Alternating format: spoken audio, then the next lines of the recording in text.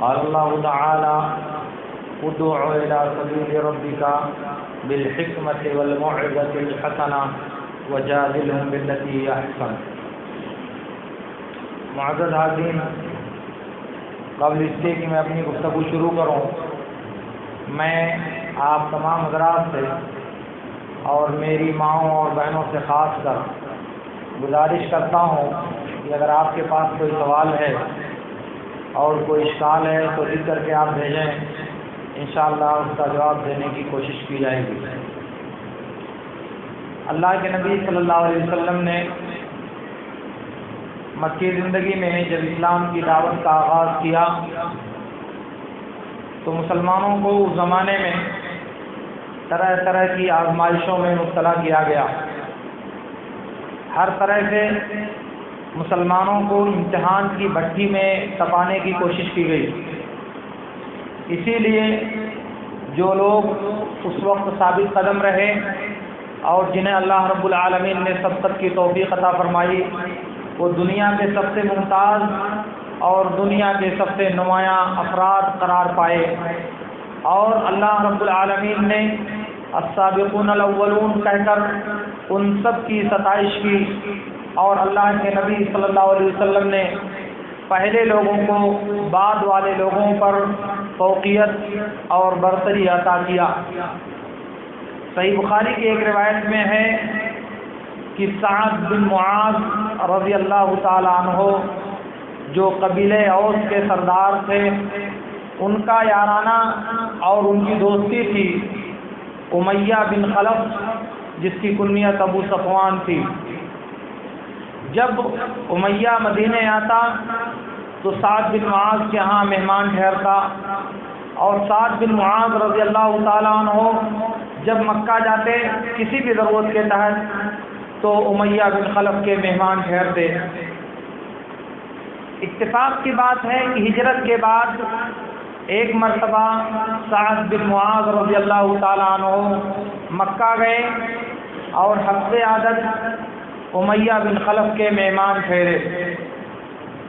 انہوں نے اپنے میزبان امیہ سے کہا کہ ابو سفیان، ذرا دیکھو خانہ کعبہ میں کوئی تنہائی کا وقت ملے، خانہ کعبہ خالی ملے، اس وقت میں خانہ کعبہ کا طواف کرنا چاہتا ہوں، بھیڑ نہ ہو اور لوگوں کا ازدحام نہ ہو، اس وقت میں خانہ کعبہ کا طواف کرنا چاہتا ہوں۔ امیہ بن خلف نے جستجو کیا، موقع نکالنے کی کوشش کی تو اس کو موقع ملا کھڑی دوپہر میں، بالکل دوپہر کے حصے میں اس نے سعد بن معاذ رضی اللہ تعالیٰ عنہ سے کہا کہ چلو چلتے ہیں طواف کرنے۔ دونوں یعنی سعد اور امیہ خانہ کعبہ کا طواف کر رہے تھے، اور ظاہر ہے کہ سعد اس وقت مسلمان ہو چکے تھے، یہ ہجرت کے بعد کا واقعہ ہے۔ تو دوران طواف ابو جہل وہاں سے گزرا، اس نے کہا کہ اے ابو سفیان، یہ کون ہے؟ کہا کہ یہ سعد بن معاذ ہیں، قبیلہ اوس کے سردار۔ کہا کہ تم لوگوں نے محمد کو پناہ دے رکھی ہے اور تم لوگوں کا گمان یہ ہے کہ تم لوگ ہمارے خلاف ان کی مدد کرو گے، اور تم آرام کے ساتھ مکہ میں آ کر خانہ کعبہ کا طواف کر رہے ہو۔ اللہ کی قسم، اگر ابو صفوان کے ساتھ تم نہیں ہوتے، تم آسانی کے ساتھ یہاں سے واپس نہیں جا سکتے تھے، بحفاظت تم مکہ سے نہیں نکل سکتے تھے۔ یہ بات سن کر سعد بن معاذ، وہ بھی اپنے قبیلے کے سردار، غصہ ہو گئے۔ کہا کہ اے ابو الحکم، اگر تم نے ایسا کیا تو میں تمہارے لیے وہ کرنے والا ہوں جو تمہارے لیے اس سے زیادہ تکلیف دہ ہوگا۔ تمہارا شام کا راستہ میں کاٹ دوں گا، مدینے سے ہو کر تمہارا قافلہ، تجارتی قافلہ شام کو گزرتا ہے، میں اسے گزرنے نہیں دوں گا۔ امیہ بن خلف نے کہا کہ سعد اس وادی کا سردار ہے ابو الحکم، تم اس کے آواز پر اپنی آواز بلند مت کرو، بلند آواز سے اس سے بات مت کرو، اسے غصہ مت دکھاؤ۔ سعد نے کہا چپ رہ تجھے کیا پتا، میں نے نبی صلی اللہ علیہ وسلم کو کہتے سنا ہے کہ وہ تم کو قتل کرنے والے ہیں، تم کو مارنے والے ہیں، امیہ کے کان کھڑے ہو گئے. کہا کیا کہا تم نے؟ کہا کہ میں نے اللہ کے رسول سے تمہارا تذکرہ سنا ہے کہ وہ تمہیں موت کے گھاٹ اتارنے والے ہیں. کہا مکہ میں یا مکے کے باہر؟ کہا مجھے نہیں معلوم. اس کے بعد گھر واپس آئے. امیہ بن خلف نے اپنی بیوی سے کہا اے ام صفوان سنا نہیں تم نے؟ کہا کیا؟ کہا کہ سعد کا کہنا یہ ہے کہ اللہ کے رسول مجھے قتل کرنے والے ہیں. ان کی بیوی نے کہا کہ اے ابو صفوان اللہ کی قسم محمد جب بات کرتے ہیں تو کبھی جھوٹ نہیں بولتے. محمد گفتگو میں کبھی غلط بات نہیں کہتے. وہ ضرور تم کو ماریں گے لیکن کیا مکے میں یا مکے سے باہر؟ کہا مجھے معلوم نہیں. اس کے بعد امیہ نے قسم کھا لیا کہ میں مکے کے باہر کبھی جاؤں گا ہی نہیں, مکے کے باہر نہیں نکلوں گا. اور اس کے بعد جب غزوہ بدر کا موقع پیش آیا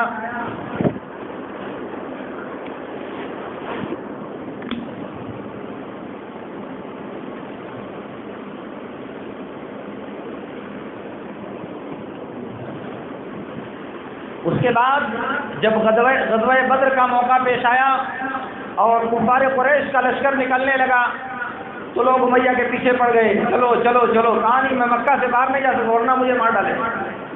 اور نتیجہ یہ ہوا کہ لوگ بہکا کر کے لائے اور غزوہ بدر میں بری طرح سے اس کو قتل کیا گیا. صحیح بخاری میں اس کے قتل کی داستان بہت دلچسپ ہے, آپ سن لیں. صحیح بخاری کی روایت میں ہے کہ امیہ کو بلال نے دیکھا کہ امیہ یہاں چھپا ہوا ہے. اس نے انصاری لڑکوں کو بلایا, کہا کہ امیہ اگر نجات پا گیا, امیہ اگر اس کی جان بچ گئی تو سمجھ لو کہ میں زندہ نہیں رہا.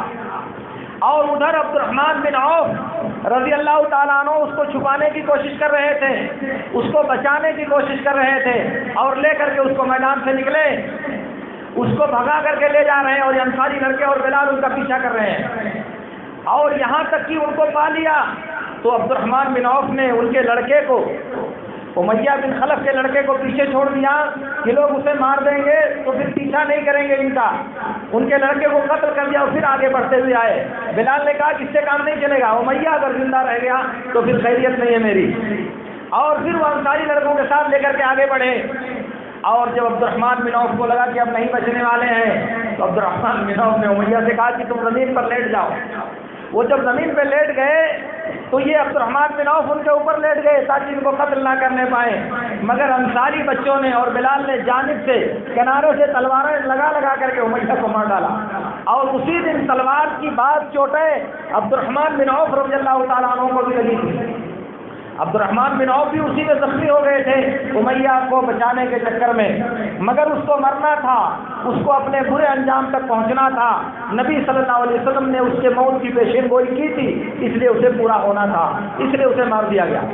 تو یہ جو میں عرض کر رہا ہوں کہ سعد بن معاذ کو اسلامی دعوت کی حمایت کے نتیجے میں محمد الرسول اللہ صلی اللہ علیہ وسلم کو پناہ دینے کی وجہ سے دھمکیاں مل رہی ہیں, جان سے مارنے کی دھمکی دی جا رہی ہے اور ان کو بحفاظت مکے سے واپس نہ آنے کے لیے ڈرایا اور دھمکایا جا رہا ہے.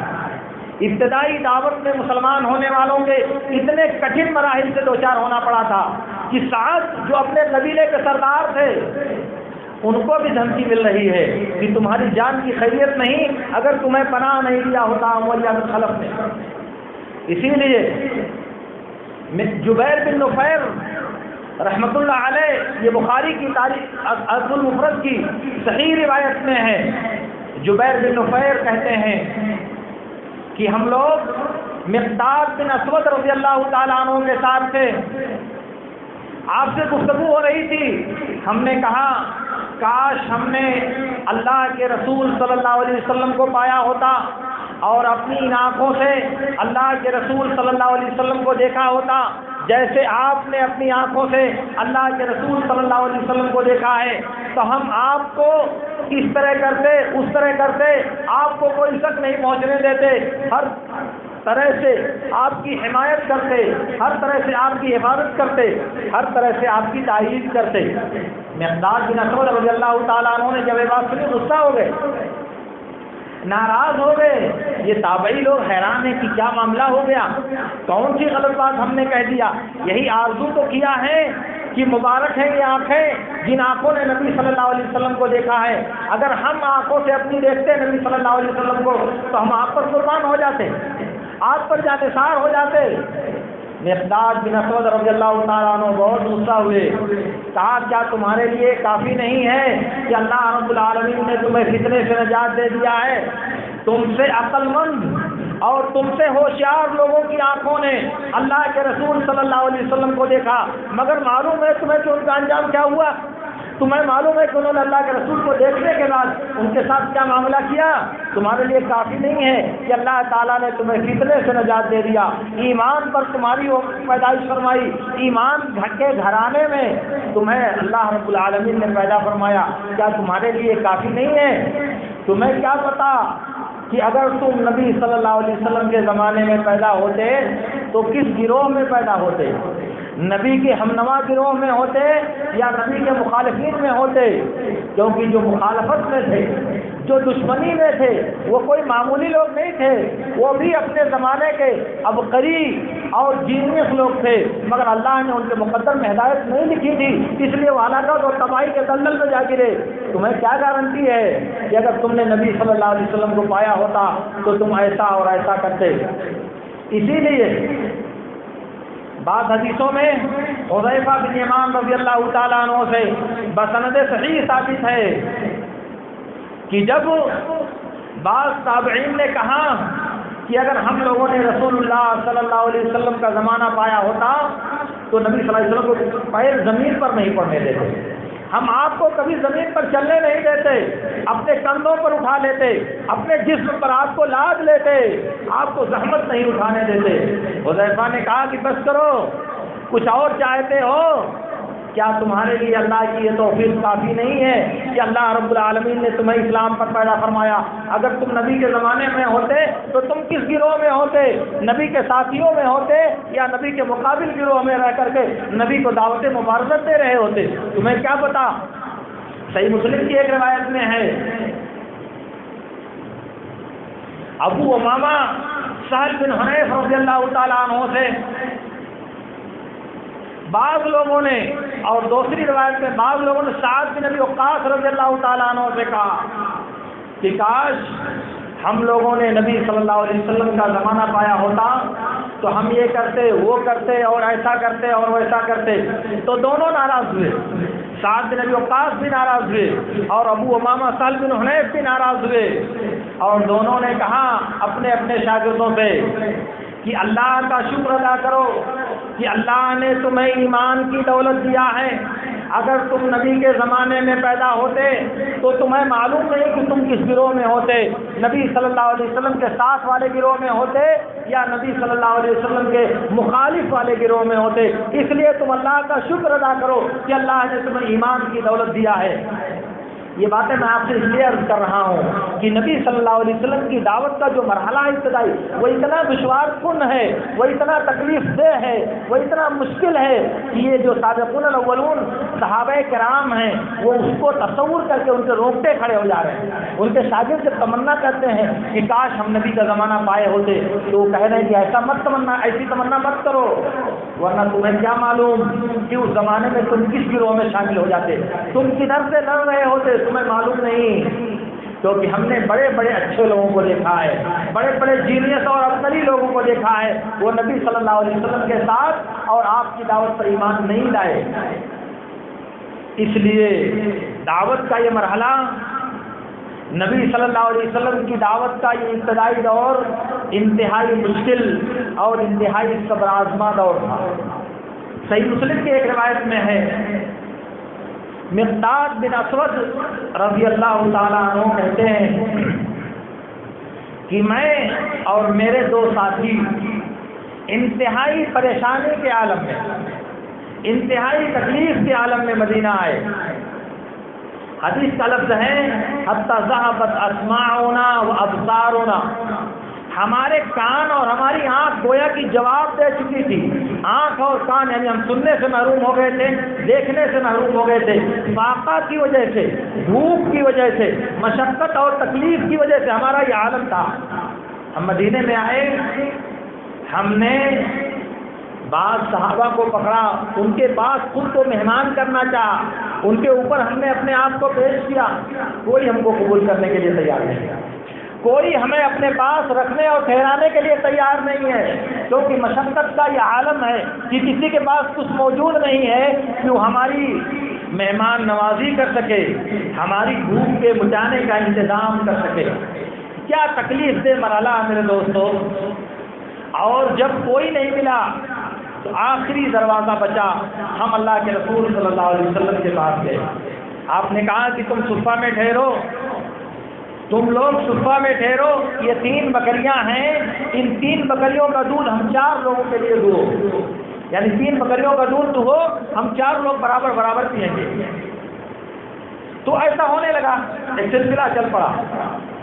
مقداد بن اسود رضی اللہ تعالیٰ عنہ کہتے ہیں کہ ایک دن ہم لوگوں نے دودھ دہا، اپنا اپنا حصہ دودھ پی لیا، اور نبی صلی اللہ علیہ وسلم کا دودھ کا پیالہ طاق پر رکھ دیا، کیونکہ ہم لوگ روز ایسے ہی کرتے تھے، اپنا حصہ پی لیتے، نبی صلی اللہ علیہ وسلم کا دودھ وہاں رکھ دیتے، آپ آتے تو سلام اس طرح سے کرتے کہ جاگنے والا سن لیتا اور سونے والا بیدار نہیں ہوتا، یعنی سونے والے کو جگاتے نہیں۔ تو آپ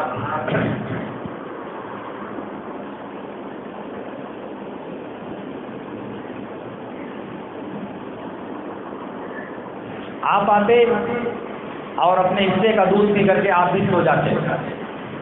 ایک دن دودھ کا پیالہ رکھا ہوا تھا، میں نے سوچا اپنے دل میں، یا شیطان نے میرے دل میں ڈالا کہ اللہ کے نبی صلی اللہ علیہ وسلم انصاریوں کے پاس آتے ہیں، وہ لوگ آپ کی مہمان نوازی کرتے ہیں، آپ کو کھلاتے اور پلاتے ہیں، آپ تو وہاں سے کھا پی کر کے آتے ہیں، یہ دودھ پینے کی آپ کو کیا ضرورت ہے؟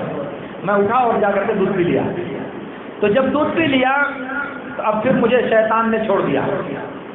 شیطان ابھی تک سکھا رہا تھا کہ دودھ نبی کو پینے کی ضرورت نہیں ہے، اور تم پی لو تو کیا حرج ہے، نبی صلی اللہ علیہ وسلم تو انصاریوں کے یہاں جاتے ہیں، وہ لوگ آپ کی مہمان نوازی کرتے ہیں، آپ کو رطب کھلاتے ہیں، کھجور کھلاتے ہیں، دودھ کھلاتے ہیں، گوشت پیش کرتے ہیں، آپ کو کیا ضرورت ہے کھانے پینے کی؟ تو میں نے دودھ جب پی لیا تو شیطان میرا چھوڑ کر بھاگ گیا۔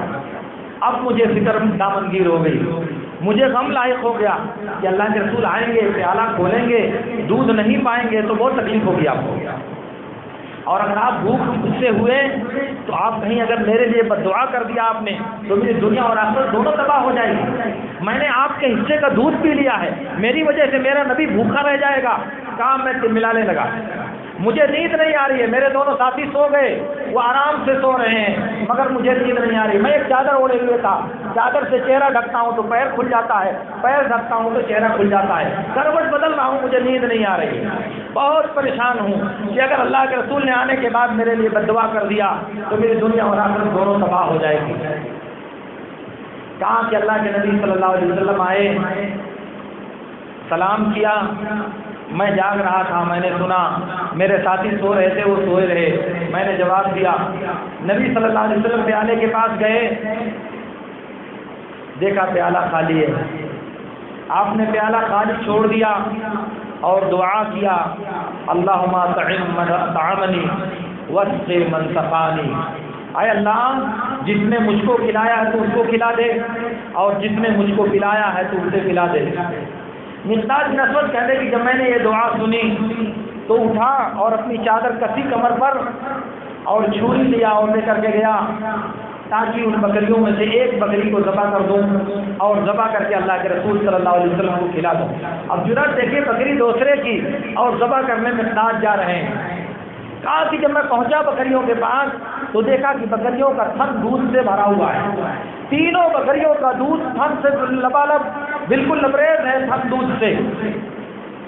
تو اس کے بعد میں واپس آیا، پیالہ لیا، وہ پیالہ جس میں نبی کے لیے دودھ رکھا جاتا تھا وہ نہیں، دوسرا پیالہ لیا، بڑا پیالہ، بہت بڑا پیالہ، گہرا اور چوڑا پیالہ لیا، گیا اور دودھ دہا، تینوں کو دہا، خوب دودھ نکلا۔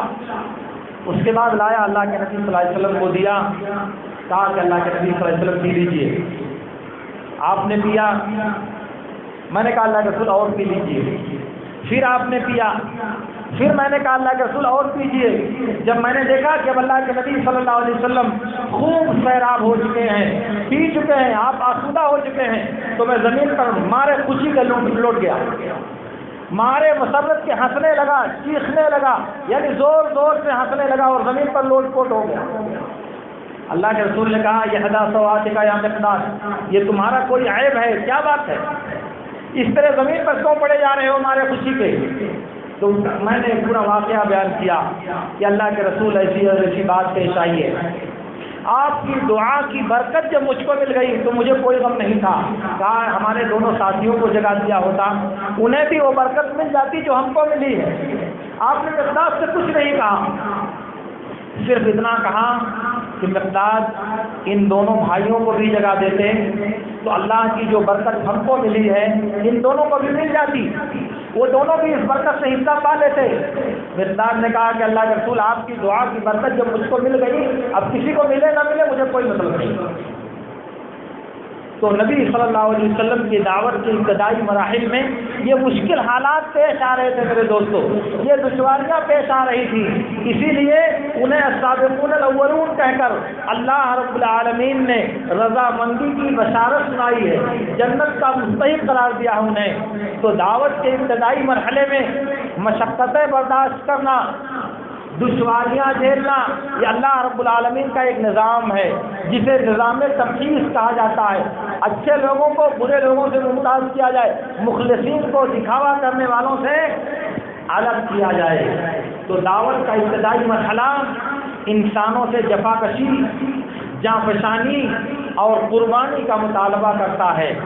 اور دعوت کے فروغ کے لیے, دعوت کے پھیلاؤ کے لیے, اسلامی دعوت کے پیر جمانے کے لیے ضرورت ہے ایسے جابازوں کی, ضرورت ہے ایسے دیوانوں کی جو اپنے وجود کو دعوت کی راہ میں قربان کر دیں, جو اپنے وجود کو دعوت کی راہ میں فراموش کر دیں, جو اپنے نفس کو اللہ کے دین کے لیے قربان کرنے کا جذبہ اپنے دل میں پیدا کر لیں, جو اللہ کے لیے اپنا سب کچھ تج دینے کے لیے اپنے آپ کو تیار کر لیں, تب جا کر کے اسلامی دعوت کو فروغ حاصل ہوتا ہے. اور دشوار کل مراحل میں یہ جو واقعات میں نے صحیح بخاری, صحیح مسلم اور حدیث کے سچے واقعات آپ کو بیان کیے ہیں, وہ یہی بتانے کے لیے کہ اسلامی دعوت کو ایسے مخلصین کی ضرورت پہلے بھی تھی, آج بھی ہے, اور تاریخ کے ہر دور میں بھی آتی رہے گی.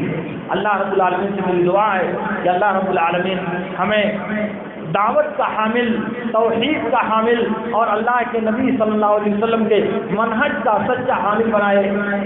آمین. ربنا تقبل یا رب العالمین. اقول لكم ما تسمعون واستغفر الله لي ولكم.